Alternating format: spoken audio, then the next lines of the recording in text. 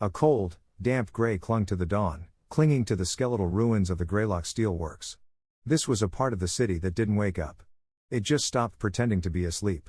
The fog, thick as wet wool, muffled the distant, sporadic pop of gunfire, turning the urban landscape into a ghostly watercolor of shattered concrete and twisted rebar.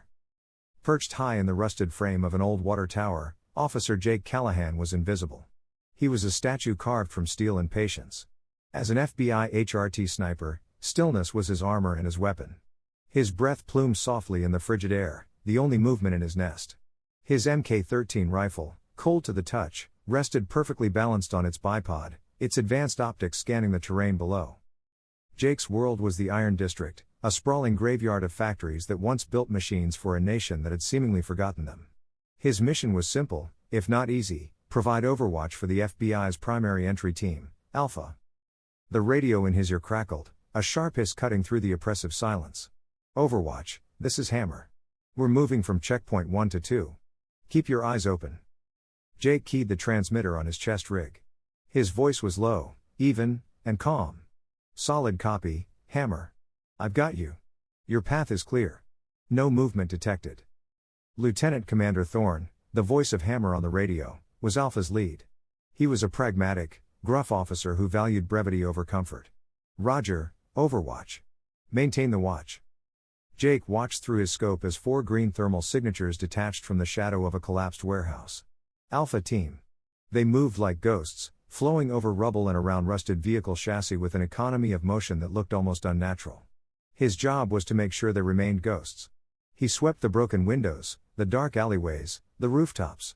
He was hunting for a sign of a threat, the shadow of an Iron Brotherhood fighter, the subtle heat signature of a man where no man should be.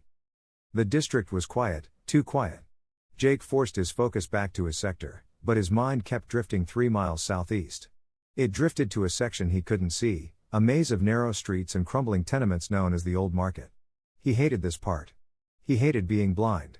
His focus was absolute, his training immaculate, but beneath the layers of discipline, a cold knot of anxiety sat deep in his gut.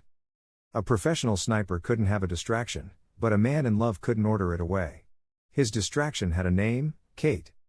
3 miles away, the air tasted different. Here, in the Old Market, the fog was thicker, trapped by the narrow, suffocating streets. It smelled of damp mortar, of decay, and the faint, ghostly scent of spices from shops that had been bombed into dust months ago. Sheriff's Deputy Kate Riley moved with a different kind of energy than Jake. Where he was still and patient, she was dynamic and alert. She led her patrol, not from the rear, but just behind her point man, her rifle held at a low ready. She was sharp, decisive, and carried the natural authority of someone who had earned her stripes twice over. At her left hip, moving with a silent, fluid grace, was Max. Max was a magnificent German shepherd, all black and sable, his body a coiled spring of muscle and honed instinct. He wasn't a pet. He was a partner. His senses were an extension of Kate's, scanning the world in spectrums she couldn't. His head was high, ears pricked, his dark eyes missing nothing. "Sergeant," a voice whispered from behind her.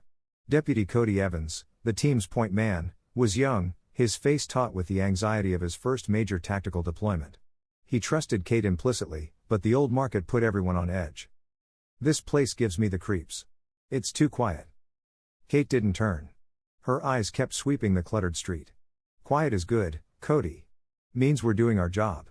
Keep your spacing. Let Max work." Her voice was calm, cutting through the tension like a knife. The team, 4 deputies and a K-9, pressed on.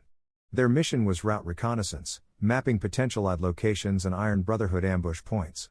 It was dirty, dangerous work that had to be done before the larger force could move in. Suddenly, Max froze. He didn't bark or growl. He simply went rigid, his body locked, his nose testing a subtle shift in the air. Kate raised a clenched fist. The patrol halted instantly, the deputies melting into doorways and surrounding rubble. Kate knelt beside her partner, her hand resting lightly on his back. "What is it, boy?" she whispered. Max's head swiveled, focusing intently on a pile of debris near the entrance to a covered arcade. He remained tense, but wasn't giving a full-throated alert. Kate trusted his instincts more than she trusted most people. She motioned for Cody to hold his position. Slowly, she unclipped a small rubber ball from her vest. Max's eyes flicked to it, his focus shifting for a fraction of a second. "Show me," she commanded softly. Max broke his stance and moved forward in a low crouch, his nose working the ground. He reached the pile of debris, sniffed intently, then nudged a loose piece of plywood with his nose.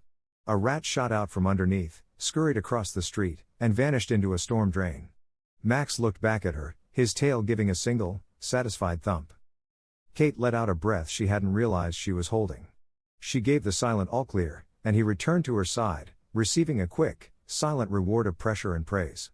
Clear, she said over comms. Just vermin. Let's move. Cody relaxed slightly. Good boy, Max. Kate knew that silence. She knew this tension. The Iron Brotherhood were masters of the urban ambush. They let patrols get deep, deep into their territory, luring them in with silence before sealing the exits. She thought of Jake, perched in his tower 3 miles away.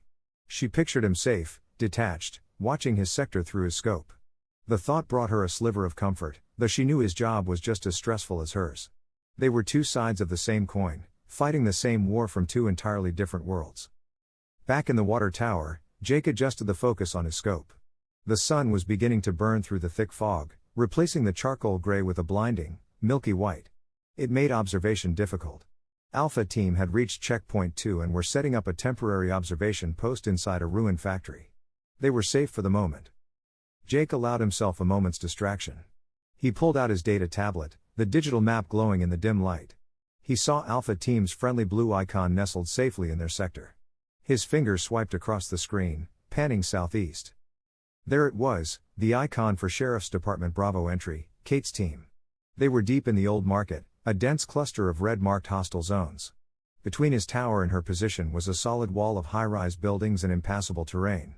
He had zero visibility on her. He couldn't hear her comms, couldn't support her, couldn't even see the smoke if a firefight broke out. He checked his watch. 06:40. He took a sip of water from his canteen. It tasted like cold metal. He pushed the anxiety down, stuffing it into the professional box where it belonged. His job was here. His rifle was here. His team was Alpha. He settled back behind the scope, his eye pressed to the rubber cup. Overwatch is watching, he murmured to himself, his crosshairs settling on a distant, broken window. 3 miles away, Deputy Kate Riley gave a hand signal. Her team, led by Max, took their first steps into the dark, covered arcade that led to the heart of the old market. The silence was absolute. The arcade was a dark, oppressive tunnel, a stark contrast to the milky white fog they'd left behind. The air was dead, heavy with the smell of mildew and old fires. Cody Evans took point, the light from his rifle casting a weak cone into the gloom. Max padded silently beside Kate, his body low to the ground, no longer relaxed. He wasn't alerting, but he was tense, his head constantly swiveling, scenting the air. Kate felt the pressure. This was a choke point, the perfect place for a trap. Cody, keep moving. Barnes, watch R6, she whispered over the team's internal radio. Deputy Barnes, a broad-shouldered man who carried the team's machine gun, grunted an acknowledgement. Got it, Sergeant. They emerged from the arcade into a wide, circular courtyard, the center of the old market. It was a kill box. Kate knew it the second she saw it. The open space was ringed by 3-story buildings, all of them pocked with dark, broken windows, perfect sniper hides. A ruined, long dry fountain sat in the center. Spread out, Kate ordered, her voice tight. Cody, right flank. Barnes, find cover. Doc, you're with me. We cross this open ground fast. Deputy Doc Peterson, the team's medic, a small, wiry man with preternaturally calm eyes, clapped her on the shoulder. On you, Sarge. Max, however, stopped dead. He went rigid, a tiny, almost inaudible whine building in his throat. He was staring at the fountain. Max, heal, Kate said, feeling it a second too late. Cody, already moving toward the right flank, stepped on a loose cobblestone near the fountain's edge. It shifted under his boot. There was no click. Just a deafening whump as the world turned white and orange. An explosive, massive and deeply buried, detonated directly under the fountain. The entire center of the courtyard erupted. The force of the blast lifted Cody off his feet and threw him like a doll against the far wall. The shockwave hit Kate and Max like a physical fist, hurling them backward. Kate felt a searing, white-hot pain in her left leg as shrapnel tore through the air. The sound was a physical thing, a solid wall of pressure that ruptured their eardrums, replaced by a high, agonizing whine. Before the dust could even begin to settle, the second part of the trap was sprung. From the north, east, and west, from dozens of windows, the Iron Brotherhood opened fire. The air was ripped apart by the high, distinctive crack of AR-15s and the heavy, rhythmic thump-thump-thump of a belt-fed machine gun. Bullets chewed the stones where they had been standing seconds before. Contact! Contact! All sides! Barnes roared, already on his stomach and returning fire with his own weapon toward the heaviest concentration of fire. His 200-round box was the only real cover they had. Kate's head was spinning, her vision blurry.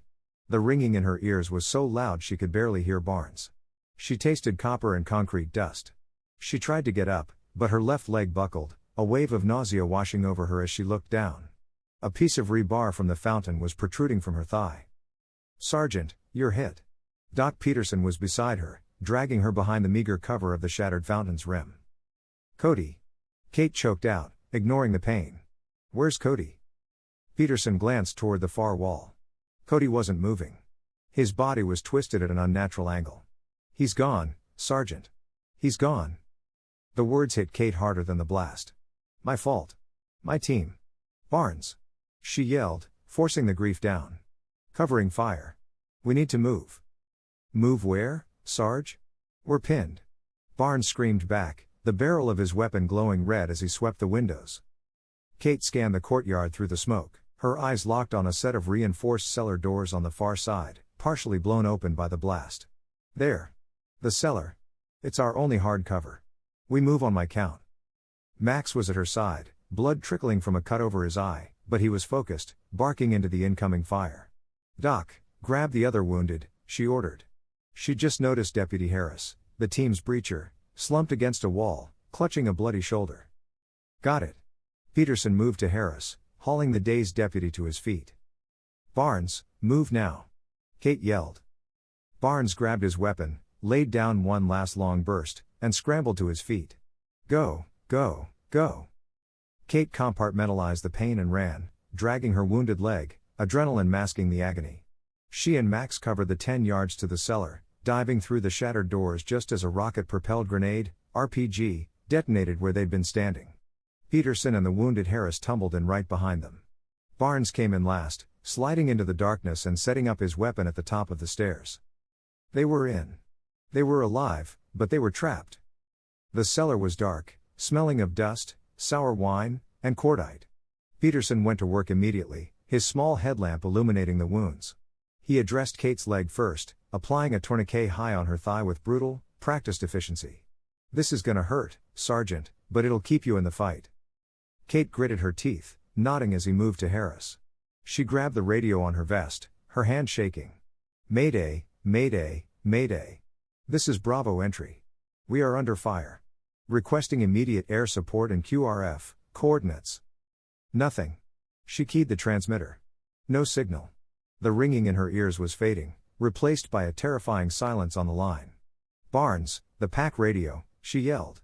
The team's long-range radio was on Barnes's back. Barnes shook his head, his face pale. He slipped the pack off. The blast had cracked the casing and snapped the antenna base. It was useless. Kate stared at the broken radio. The explosive wasn't just a bomb to kill them. It was an electronic warfare device, a deliberate EMP or concussive blast designed to fry their gear, to sever their connection to the outside world. The trap wasn't just the kill box. The trap was the silence. They were alone, wounded, outnumbered, and no one in the world knew they were still alive. "Sergeant," Barnes said, his voice grim as he looked up the stairs. "They're moving. They're massing for an assault." Kate looked at Max, who was sitting beside her, his head pressed against her good leg, whining softly. She looked at her 3 remaining deputies. They were cut off. They were going to die here. Unless. She looked back at Max, an impossible, desperate idea forming in her mind. The air in the cellar was thick with the metallic tang of blood and the acrid smell of burnt concrete. Outside, the sporadic gunfire had coalesced into something more organized. Shouts in a harsh, guttural language echoed down the stairwell. "Sergeant," Barnes whispered from his position at the top of the stairs, his voice grim. "They're massing. I count at least 30, maybe more. They're pulling up a DSHK, a heavy machine gun. They're not assaulting us. They're gonna level this place." Doc Peterson had just finished dressing Deputy Harris, who was pale and shivering, his eyes wide with shock. Harris is stable, but he's fading. That shoulder wound, he needs a surgeon or he's not gonna make it. And, Sergeant. Peterson moved his headlamp to Kate's leg. That tourniquet is a clock. You've got a few hours, maybe. We have to get out of here. Kate stared at the useless, shattered radio. The silence on the net was absolute. No one was coming. They hadn't just been ambushed, they'd been erased. The official report would read, Bravo entry, lost contact, presumed lost. Jake would hear that. The thought hit her with the force of a physical blow, a cold dread that eclipsed even the throbbing pain in her leg. Jake would think she was dead. She looked at Barnes, then Peterson, then the nearly unconscious Harris. They were her responsibility. They were her deputies. She would not let them die in this hole. There's one chance, Kate said, her voice raspy. Not for us. For Max. She turned to her partner. Max was sitting beside her, his body vibrating, a low whine caught in his throat. He nudged her good hand with his head, sensing her pain, her fear, her resolve. Max, come. She dragged herself to the deepest, darkest corner of the cellar, away from the stairs. The dog followed, his dark eyes locked on hers. Barnes, Doc, she ordered. Keep Harris quiet. Barnes, not another round from the stairs unless they come down. I need absolute silence. She gritted her teeth against a wave of dizziness. With her right hand, she slowly, painfully pulled off her left tactical glove. It was soaked. The fabric had stiffened with her own blood from where she'd instinctively tried to staunch the bleeding in her leg. She held the glove out. Fine scent, she commanded, the code word for a specific track. Max pushed his nose into the glove, inhaling deeply, memorizing the scent of her blood. Kate took his head in her hands, forcing him to look at her. The cellar was dark, but the bond between them was electric. Listen to me, boy, she whispered, her voice cracking with an intensity he'd never heard. Jake. You find Jake. She repeated the name, the one he'd heard her say so many times in quiet moments. Jake. Find Jake. Max whined, his entire body tensing. He knew the name. He knew the mission. Bring him here, she finished, knowing the command was complex, a desperate gamble based on years of trust. Go find Jake. Hunt us. Hunt. Go. Max licked her face once, a quick, wet slash of loyalty, but he didn't move. He looked up the stairs, then back at her. He wouldn't leave her. I said go. She roared, the sudden sound making Barnes jump. Sergeant, what? Peterson began. Find another way out, Kate snapped. A vent, a drain. Anything. He can't use the stairs. Peterson understood. He scrambled to the back of the cellar, his light sweeping the old stones. Here. This wall, it's collapsed. Looks like an old service tunnel or a sewer drain. It's small, but he can fit. It was a crumbling black hole, less than 2 feet wide. Sergeant, Barnes's voice was urgent. RPG. They're setting up an RPG at the arcade entrance. They had seconds. Barnes, Kate ordered, drawing her sidearm. On my mark, empty a magazine. Everything you've got. Make them think we're trying to break out. Get their heads down. She looked at her partner. Max, go. That's an order. Fire. She screamed. Barnes let out a wild, defiant yell and opened up with his weapon. The sound in the enclosed cellar was apocalyptic, a deafening roar of fire and brass. He swept the courtyard, his tracers lancing into the Brotherhood positions, forcing the RPG team to dive for cover. Doc, get him in. Peterson grabbed Max and shoved him toward the hole. Go on, boy. Get help. This time, Max obeyed. He gave Kate one last look, then squeezed his powerful body through the rubble and vanished into the absolute dark. The world became a tunnel. Max moved by smell and sound, his claws scrabbling on slick, ancient stones. The tunnel was tight, smelling of rust and sewage and death. He trusted his instincts, following the faintest hints of fresher air. He emerged 2 blocks away, pushing through a rotted piece of plywood behind a collapsed bakery. He was free. The city was a hunting ground. He could hear shouts, the distant, angry whine of a Brotherhood technical. He was one dog in a city of enemies.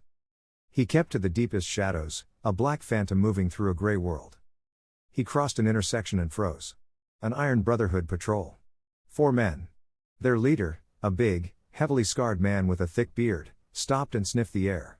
This was Wrecker, a notoriously brutal Brotherhood captain known for his hatred of law enforcement and their unnatural reliance on animals. Something's here, Wrecker muttered. I smell it. He saw a flicker of movement as Max tried to back away. A dog. Shoot it. Wrecker raised his captured M4 rifle and fired a short burst. The 5.56mm rounds chipped concrete inches from Max's head. Max didn't fight. He fled. His mission was absolute. He pumped his powerful legs, leapt a collapsed wall, crashed through the window of an abandoned shop, and vanished into the urban maze. Let it go. Wrecker snarled at his men. It's just a stray. The deputies in the cellar are the problem. Silas wants them alive if possible, dead if necessary. Max ran. He ran for 2 miles, driven by a singular purpose that burned brighter than any fear. The scent of Kate's blood was in his nostrils. The name Jake was his entire world. He crossed the desolate no-man's land of a rail yard that separated the old market from the iron district. And then he saw it, faint against the cold gray sky, skeletal and tall, the water tower. He lowered his head, his paws raw, his lungs burning. He bolted, a sable missile of pure loyalty aimed at the only hope they had left. Jake Callahan's world had shrunk to the 10-inch circle of his scope and the cold gray light that filled it. For 3 hours, he had watched the ghosts of Alpha Team weave their way through the industrial park. They were pros, and the area was quiet. Then the command channel crackled in his ear, a different frequency from Alpha's internal chatter. This was the main tactical net. All stations, this is command. Stand by for a situation report. Command was the anonymous voice from the Tactical Operations Center, TOC, a dispatcher Jake had never met, but whose monotone delivered life and death information with the emotional investment of a weather report. At 06:40 local time, command continued, Sheriff's Department Bravo entry initiated contact in Sector 7, the old market. A large I detonation was detected, followed by sustained, overwhelming small arms fire. Jake's blood ran cold. He stopped breathing. Sector 7. Bravo. Kate. Bravo entry has failed to respond to repeated comms checks. All sensors are dark. ISR drone confirms heavy Brotherhood presence. Multiple technicals are converging on Bravo's last known location. Jake's hand tightened on the grip of his rifle, his knuckles white. Answer, Kate. Pick up the damn radio. Sector 7 is now designated red, command declared. The area is hostile, overrun. All QRF assets are currently engaged or unavailable. No assets will be diverted. I repeat, no assets will be diverted. A cold, heavy silence fell over the channel. Jake stared, unseeing, through his scope. The world was just a gray blur. As of 07:15, command's voice concluded, Bravo entry is designated 10-7. All units update your maps. Command clear. 10-7. Out of service. Deceased. The words were so sterile. So final. Jake didn't move. An Overwatch sniper does not move. But inside the steel and discipline armor of his training, his world had just dissolved. He saw her face, her laugh in the mess hall 2 weeks ago, the way she rolled her eyes at him when he said something stupid. Gone. Erased by a monotone voice on the radio. He felt a cold, sharp rage build in his chest, so powerful it made him sick. He wanted to scream. He wanted to break something. He wanted to level the old market stone by stone. Instead, he took a slow, shuddering breath. He closed his eyes for 1 second, then opened them. His job was here. Alpha Team was still in the field. He was an FBI operator, he had to. A sound. It wasn't the wind. It wasn't distant gunfire. It was close. A desperate, scratching sound from the metal steps at the base of his tower. Jake's body reacted before his mind. He was off the scope, rifle unseated from the bipod, aimed at the entrance to his nest in less than a second. His grief vanished, replaced by pure, cold instinct. Identify yourself, he hissed. Nothing. Then a heavy, ragged panting. A black shape hauled itself over the rusted lip of the platform. It wasn't a man. It was a dog. Max, Jake breathed, lowering his rifle, his mind struggling to process the sight. The dog was barely recognizable. He was caked in filth and dried blood. His left flank was wet with a fresh wound, and he was limping on a forepaw. But it was Max. He was panting, his chest heaving, his eyes wild. He staggered toward Jake, collapsed at his feet, and dropped a dark, wet object, a tactical glove. Jake stared at it. It was a sheriff's department glove, Kate's size. It was soaking wet. He touched it. The blood was fresh, still warm. He looked at the dog, then at the glove. Fresh blood. Max was here. They were wrong, Jake whispered, the realization hitting him like a physical blow. The report was wrong. "You're alive." Max, exhausted, whined and pushed his head against Jake's leg, urging him, looking back the way he had come. There was no time to process, no time to plan. He had a mission. He was locked to this tower until Alpha was clear. He couldn't leave. He was trapped. The radio in his ear crackled again. It was Hammer. "Overwatch, this is Alpha Lead." "Overwatch, send it," Jake managed to say, his voice thick. "We're mission complete. Objective secured.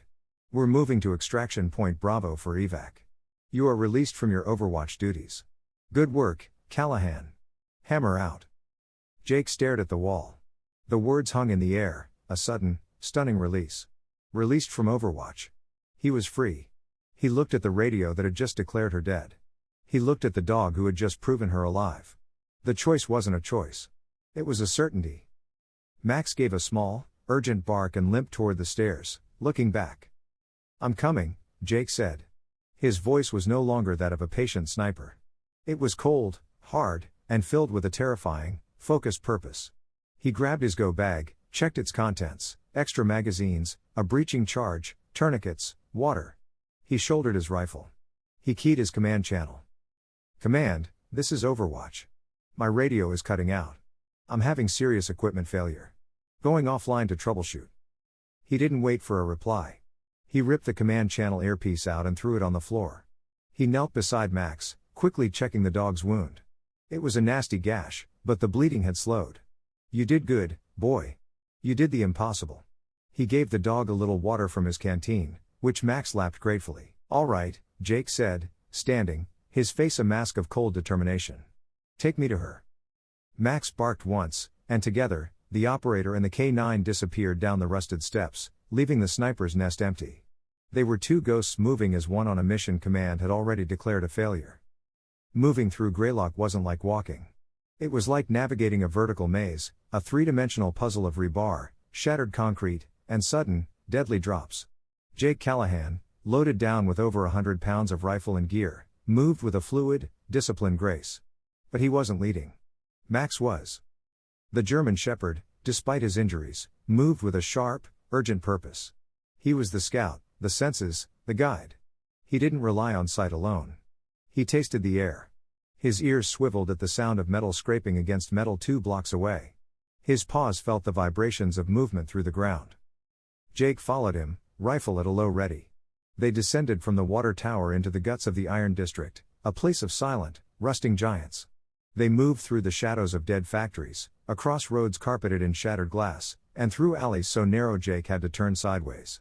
Twice Max froze, his body rigid, a low growl suppressed in his throat. And twice Jake melted into the rubble, his camouflage blending perfectly with the urban decay as Iron Brotherhood patrols passed, their voices coarse and unknowing. They reached a wide, open boulevard that served as a no-man's land between the industrial sector and the old market. It was a 200-yard stretch of open pavement. A death trap. "No way, buddy," Jake whispered. "We cross that, we're dead." Max nudged Jake's leg, pushing him toward a gaping black hole in the sidewalk, an entrance to the city's storm drain system. Jake's stomach twisted. Moving above ground was dangerous. Moving underground was a sniper's nightmare. Claustrophobic, blind, a perfect place to get cornered. But Max was insistent. He disappeared into the dark. "Damn it," Jake muttered, and followed him into the earth. The tunnels were slick, ankle deep in stagnant water, and stank of chemicals and rot. Jake used his night vision, the world turning a sickly green. He could see Max ahead, a determined heat signature, padding silently through the filth. They moved for what felt like an eternity. Then Max stopped. Jake froze behind him. He heard it too, voices, splashing up ahead in the tunnel. Max pressed himself into a curved alcove in the wall. Jake did the same, his back scraping against slimy brick, rifle pointed down the tunnel. The voices grew louder. 3 figures, the headlamps on their helmets casting weak beams through the gloom. Brotherhood. One of them was Wrecker, the brutal captain whose patrol Max had dodged earlier. Jake didn't know his name, but he recognized the aura of casual cruelty. Wrecker was complaining, his voice echoing, "Silas wants them alive, thinks they have intel. I say just toss a grenade down the cellar and burn them out. This whole area stinks of them, of their dog." Another fighter, a younger man, laughed nervously. Boss says wait. The heavy gun is in position. It'll be over soon. Soon isn't fast enough, Wrecker snarled. I want the head of that dog, the one that got away. Find me an exit. I need to be topside. They were 10 yards away. 5. Jake held his breath.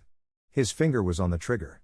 He could end them, 3 shots, but the sound, the light, even suppressed, would echo for miles. It would be a death sentence. Max, beside him, was a statue of contained fury. The hackles on his back were raised. A low, subsonic growl rumbled in his chest. Don't, Jake thought, broadcasting the command. Don't move. The Brotherhood patrol passed their hiding spot, their headlamps sweeping the tunnel but missing the dark alcove. They were less than a yard away. Jake could smell the damp wool and unwashed bodies. They passed. Their voices faded. Jake let out a long, silent breath. He tapped Max on the hip. Go. They found a rusted ladder 200 yards on.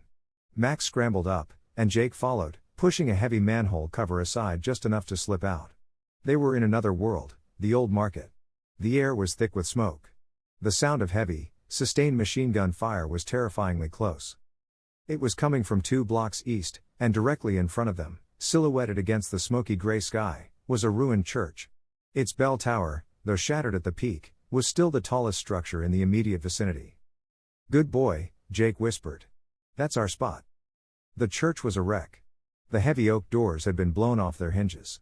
Jake and Max moved through the nave, past splintered pews, their boots crunching on shattered stained glass.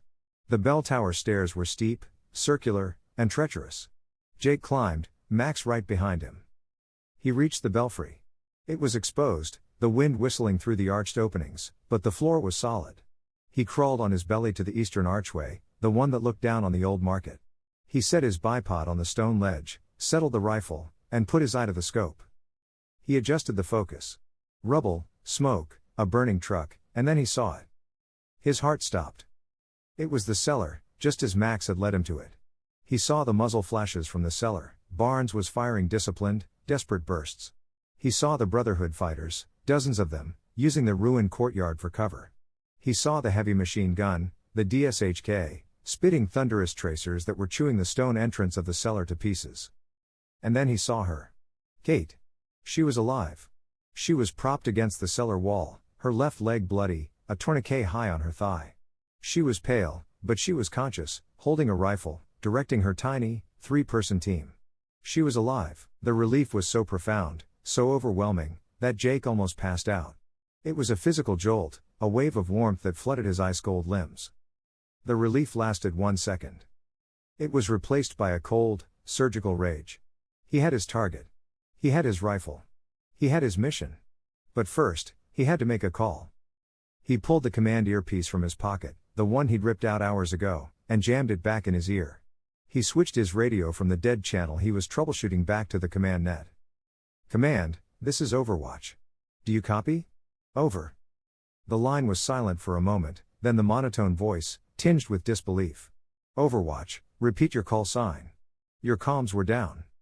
This is Overwatch. Jake barked, his voice raw. I have eyes on Sector 7. I have eyes on Bravo entry. Another pause, longer this time. Overwatch, be advised, Bravo is designated 10-7. I repeat, Bravo is 10-7. Confirm your visual. Negative. Jake roared, the sound lost in the Greylock wind. I have positive visual confirmation. They are alive. I see Sergeant Riley. I see 4 survivors plus the K9. They are pinned down, heavy casualties, under overwhelming attack. I need close air support. I need a medevac. I need it now. He could hear clicks, muffled voices in the TOC. Command's voice came back on, the monotone gone, replaced by a tense urgency. My God. Okay, Callahan. Solid copy. We are validating. We are spinning up assets. But Overwatch, be advised, nearest air support, Viper 21, is heavily engaged. We have multiple surface-to-air threats in your area. We can't clear them a path. We're trying, Callahan, but... Command, give me an ETA, Jake demanded, watching through his scope as an RPG team got into position, aiming for the cellar door. The answer was a death sentence. Overwatch, best case ETA for air support is 40 minutes. 40. Can they hold for 40 minutes? Jake watched the RPG team. He settled his crosshairs on the man holding the launcher. They were 600 yards away. An easy shot. Affirmative, Jake said, his voice terrifyingly calm. But they can't. I'm engaging. He breathed out slowly, his finger taking up the slack on the trigger. Overwatch out. Jake Callahan's world became perfect and terrifyingly focused. The wind in the belfry, the distant roar of a city at war, the ache in his own knees from the cold stone, it all vanished. There was only the reticle, the target, and the math. His first target was the RPG team, 600 yards out. The gunner was kneeling, his assistant fumbling with the rocket. They were impatient, sloppy, exposed. Jake's breath escaped. His finger squeezed. The Mk-13 kicked against his shoulder, a solid, familiar punch. The sound, a sharp supersonic crack, tore across the courtyard. Down in the cellar, the sound was tiny, but it cut through the din of ARs and the heavy thump-thump of the DSHK. What the hell was that? Barnes yelled over the roar of his own gun. Kate went still. She knew that sound. It wasn't the flat crack of an M4. It wasn't the clattering rattle of an AK. It was heavy, deliberate. It was the sound of a .300 Winchester Magnum. It was the sound of Jake's rifle. Cease fire. She screamed.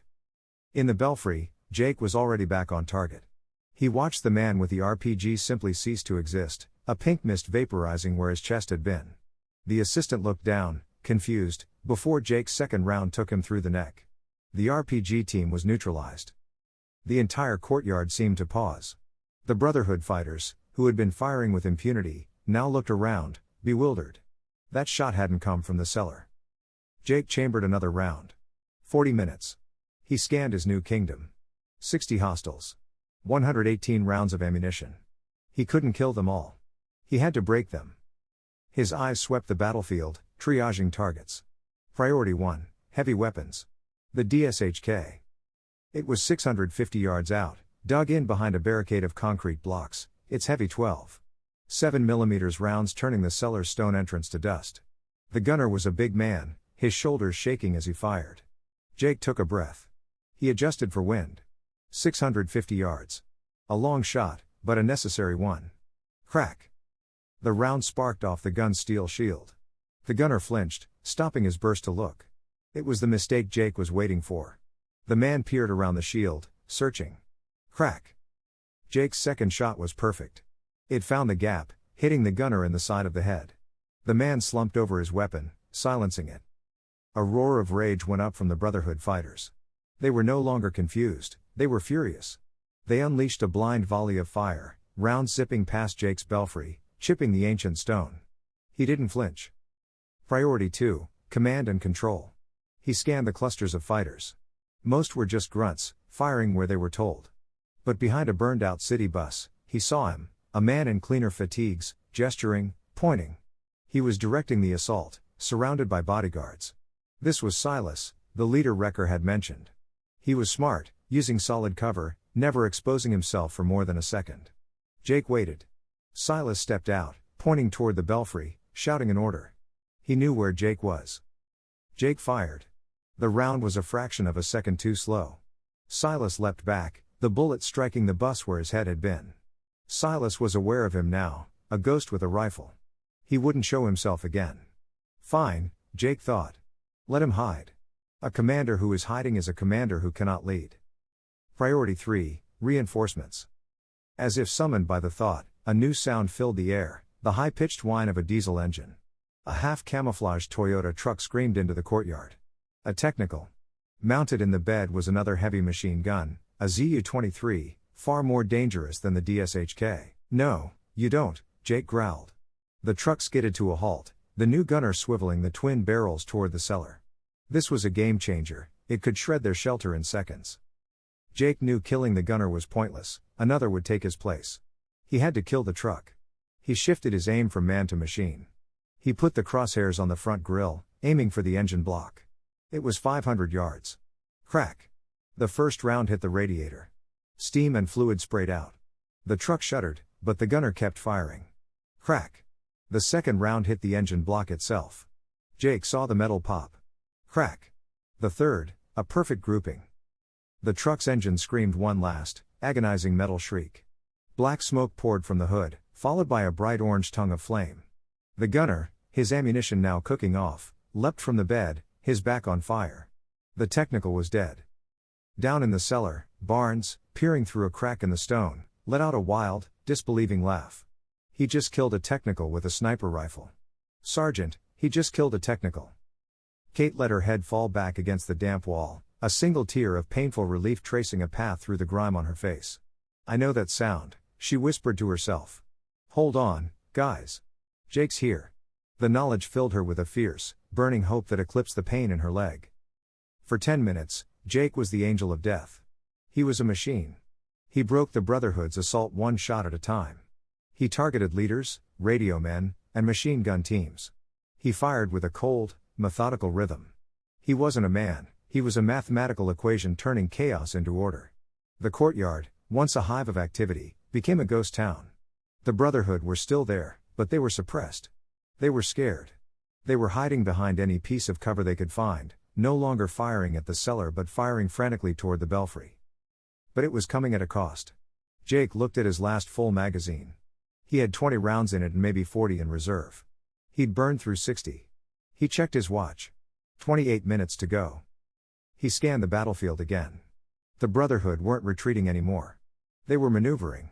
He saw Silas again, briefly. He wasn't trying to assault the cellar anymore, he was pointing at the church. At him. A new group of fighters, about 15 of them, broke off from the main force.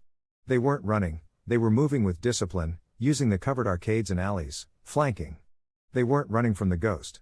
They were coming to hunt it. Jake chambered a new round. The first phase of the fight was over. He had held them, but the second phase was about to begin. He looked at Max, who was huddled near the stairwell, a low growl building in his chest. They're coming, aren't they, boy? Jake whispered. Max didn't take his eyes off the dark stairwell. Jake was no longer the hunter.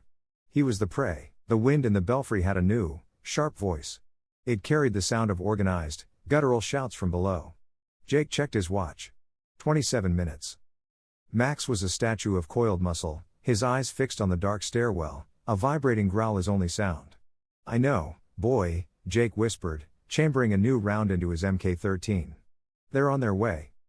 The sniper's mind, trained for long, patient hunts, was forced to recalculate. He was no longer just Overwatch. He was now an island about to be assaulted from two directions. Down in the courtyard, Silas, the Brotherhood leader, emerged from behind the burned-out bus. The sniper fire had paused. He saw his flanking team, led by his most brutal captain, disappear into the church. Good. The ghost in the tower was occupied. Silas turned his attention back to the primary target, the cellar. All units, Silas's voice, relayed by his radio man, was sharp. Assault the cellar. The sniper is pinned. Move. Move. A new RPG team, bolder now, dashed into the open. From the belfry, Jake saw it. The entire Brotherhood force was surging forward again. Damn it. He had to choose, the men on the stairs or the men at the cellar. He swung the Mk-13 around. The RPG gunner was 500 yards out. Crack. A perfect shot. The man dropped. Boom. The church doors at the base of the tower blew inward, a heavy breaching charge sending splinters of ancient oak flying. The tower itself shuddered.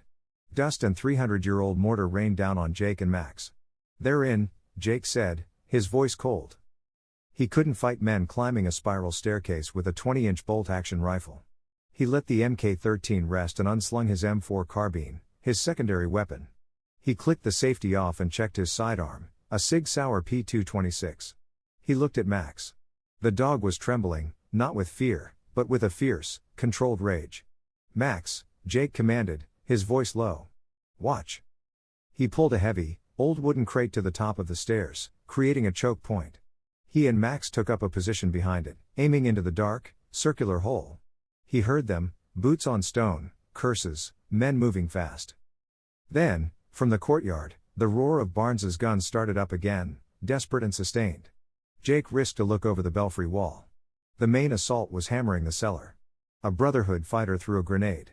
It detonated just outside the entrance, sending shrapnel flying inside. Jake heard a scream over the gunfire. It sounded like Doc Peterson.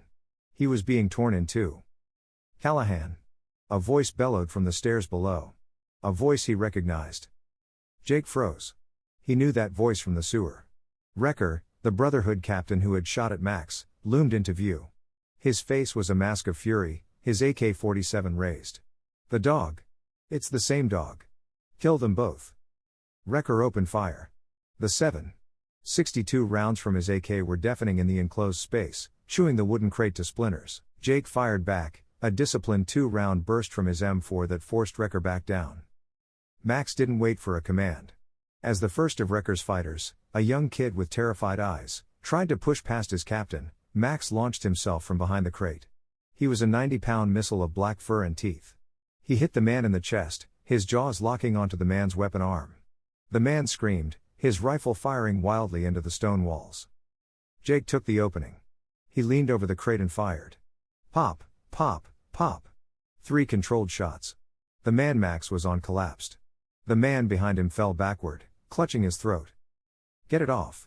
Wrecker roared from the shadows, firing blind.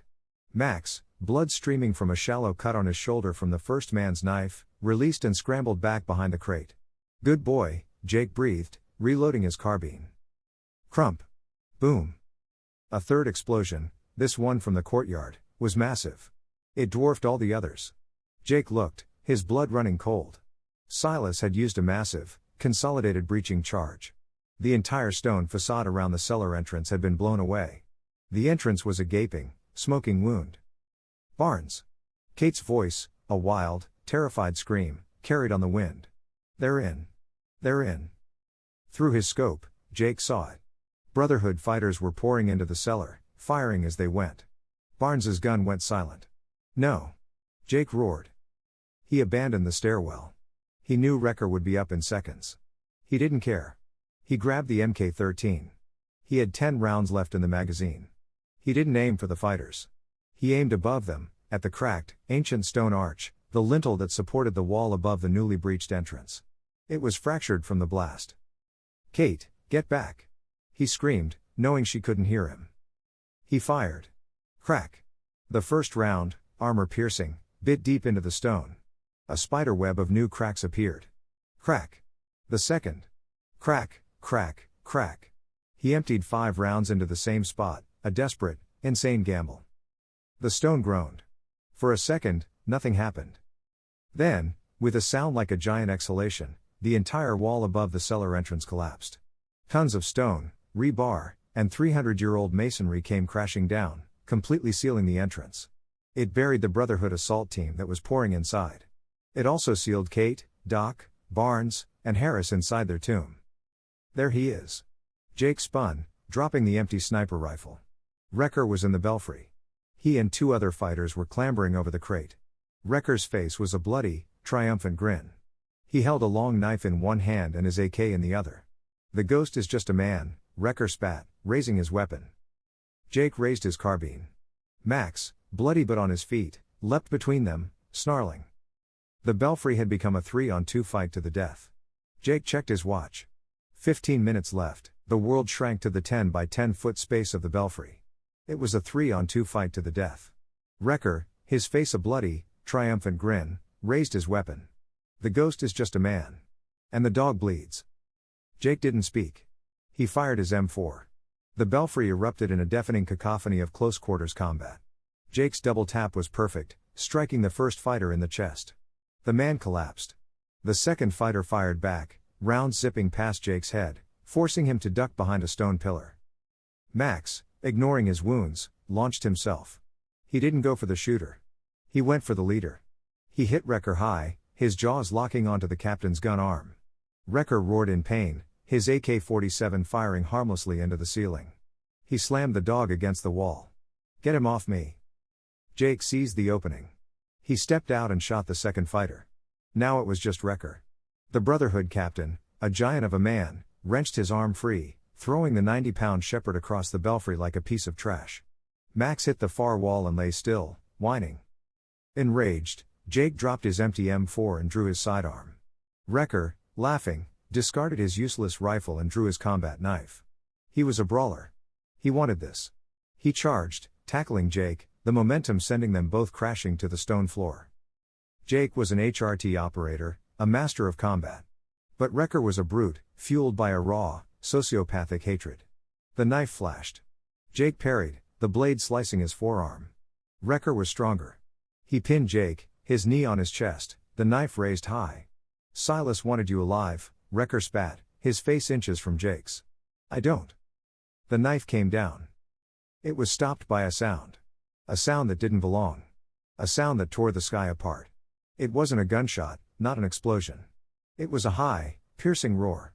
The sound of two jet engines at maximum afterburner flying low overhead.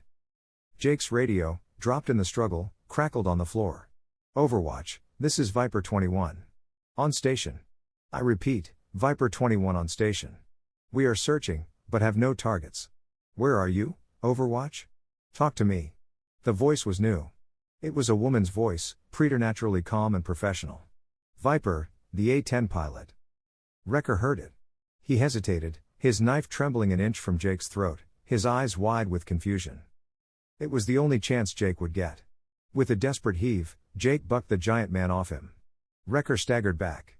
Jake didn't go for a weapon. He scrambled for the radio. He grabbed it, rolled, and mashed his thumb on the transmitter. Viper! He screamed, his voice raw. I am the target. I am the target. My tower. I have hostiles in my position. I need ordnance on my coordinates. I repeat, ordnance on my coordinates. Danger close. Danger close. Wrecker, realizing what was happening, screamed in disbelief and raised his AK. Viper's voice was immediate. No hesitation. Solid copy, danger close. Godspeed, Overwatch. Rounds are out. You've got 5 seconds. 5 seconds.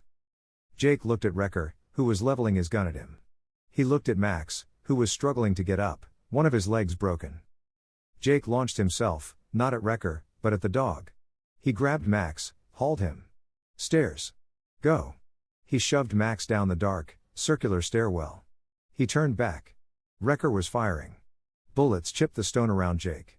He had no cover. He had 1 second. He did the only thing he could. He charged Wrecker. He tackled the big man, not to fight him, but to hold him. He wrapped his arms around him, using his last ounce of strength to pull them both toward the open eastern archway. For Kate. He roared. The world went white. The A-10's 30mm cannon, guided precisely by Jake's own coordinates, stitched a line of high-explosive incendiary rounds across the base of the church tower. The shockwave hit the belfry like the fist of God. The floor disintegrated. Wrecker and Jake, locked in a death embrace, were thrown out into open air. The tower, a 300-year-old structure, collapsed in on itself in a cloud of fire, stone, and dust. Silence. Then a cough. Jake was alive. He was hanging 20 feet above the rubble, his hand miraculously snagged on a piece of twisted rebar. His entire body was a symphony of pain. He was deaf. His vision was gray. He looked down. Wrecker was gone, vaporized. His radio mic was still clutched in his left hand, the cord ripped from the radio itself. It was useless. Max. He rasped. He saw movement in the rubble below. Max, half buried, was alive. Viper, Jake tried to say, but his radio was gone. And then he heard her voice, not in his ear, but from the sky, over the A-10's external speakers, a sound so loud it shook the rubble. Overwatch, if you are alive, pop smoke. I've still got Silas's main force in the courtyard. Jake fumbled at his vest. He found a smoke grenade. He pulled the pin and dropped it. It fell into the rubble, a thick plume of green smoke billowing out. Solid copy, Overwatch, Viper's voice called. I see you. Silas is mine. Get clear. The A-10 made a second pass. This time it wasn't a precision strike. It was a gun run. The fighter's 20mm Vulcan cannon opened up, a sound like a giant tearing reality in half. The stream of high explosive rounds shredded the courtyard and Commander Silas's remaining forces to pieces. The Brotherhood's assault was broken. The survivors fled. The battle was over. Jake let go, dropping the 20 feet into the rubble. The pain was blinding, but he didn't care. He found Max. The dog was alive, but his leg was shattered. He found his M4 and his actual radio, miraculously intact. Command, he coughed into the mic. Threat is neutralized. I need evac now, and I need heavy breaching. My people, they're trapped in the cellar. The entrance collapsed. Copy, Overwatch, Command's voice was shaking. Chopper is inbound. 5 minutes. Jake limped across the smoking courtyard, dragging Max with him. He reached the mountain of rubble that had been the cellar entrance. Kate! He screamed, banging on the rocks. Kate! He heard it. A small, muffled pop from within. A single pistol shot. Their signal. She was alive. The whump whump whump of a Pave Hawk helicopter filled the air. A rescue team fast roped down, their faces grim, carrying heavy demolition tools. In there, Jake pointed. Get them out. The team set their charges. Fire in the hole. The controlled blast blew the rubble clear. Jake pointed his M4 into the new, dark hole. The first person out was Doc Peterson, dragging an unconscious Harris. The second was Barnes, his gun gone, rifle empty, providing cover. The last was Kate. She was covered in white dust, her face a mask of grime and dried blood. Her leg was a wreck. She limped out of the smoke, saw Jake, and collapsed. He caught her.